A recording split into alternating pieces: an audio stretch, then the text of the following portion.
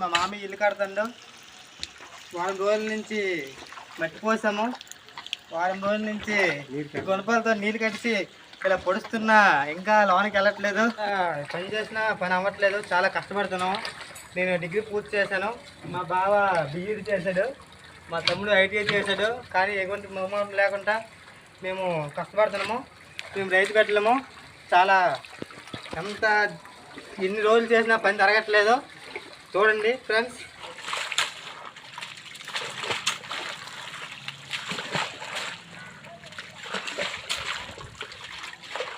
మేము రైతు బిడ్డలమండి. ఎండలో కష్టపడుతున్నాము. మా శివకాశిని ఎంకరేజ్ చేయండి. ఆయన్ని సబ్స్క్రైబ్ చేయండి.